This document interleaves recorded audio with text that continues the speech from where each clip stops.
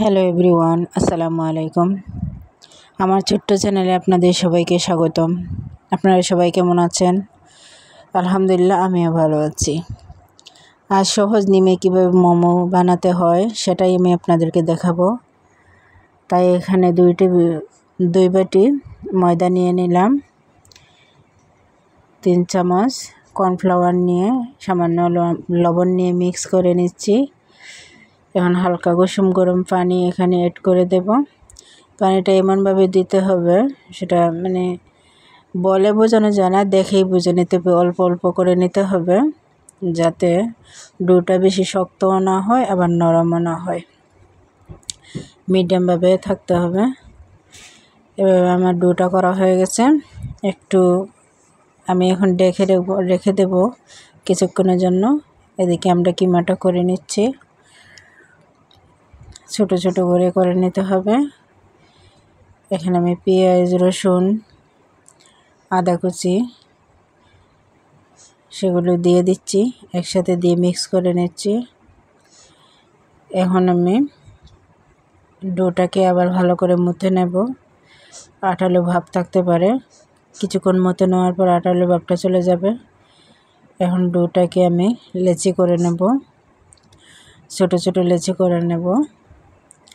এই যে এভাবে আপনারা দেখে বুঝতে পারছেন কীভাবে লেচি করতে হয়। আমি সমানভাবে সবগুলো লেচি করে নিয়েছি। এখন ঢেকে রাখবো। এখান থেকে একটা নিয়ে আমি রুটি বেলে নেব।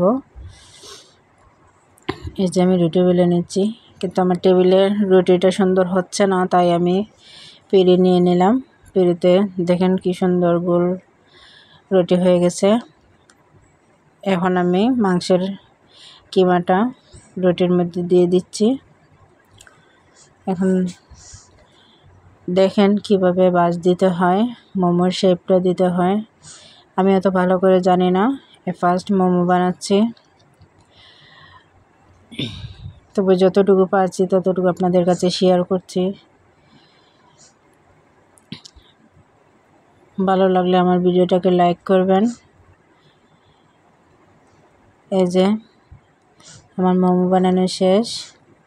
এখন আমরা এগুলোকে বাপে বসিয়ে দেব। এক্সট্রা স্ট্যান্ড নিয়ে আমরা হালকা তেল দিয়ে দেব, সয়াবিন তেল দিয়ে ভালো করে লাগিয়ে নেব, যাতে মোমোটা উঠতে অসুবিধা না হয়, মোমোটা তুলতে যাতে অসুবিধা না হয়। এখন সবগুলো মোমো দিয়ে দিচ্ছি। একটু ফাঁকা ফাঁকা করে দিতে হবে যাতে একটার গায়ে আরেকটা না লাগে। এই যে আমি বসিয়ে দিয়েছি, আমার মোমো রেডি। এখন আমি সার্ভ করে দেখিয়ে দিচ্ছি। এই যে সসের সাথে মোমো, পারফেক্টভাবে মোমো রেসিপি দেখে নিন। অনেক সুন্দর হয়েছে, অনেক সফট হয়েছে। এই যে বিকালবেলা একটু চানাচুর মুড়ি মাখা করলাম। এই যে পেঁয়াজ, কাঁচামরিচ সেগুলো একটু মেখে নিচ্ছি, সাথে টমেটো কুচি দিয়ে দিলাম। সবগুলো একসাথে মেখে নেব।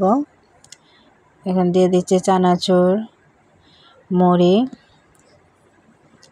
এগুলোকে এখন মেখে নিয়ে একটু সরিষার তেল দিয়ে দেব। সরিষার তেল দিয়ে মাখা।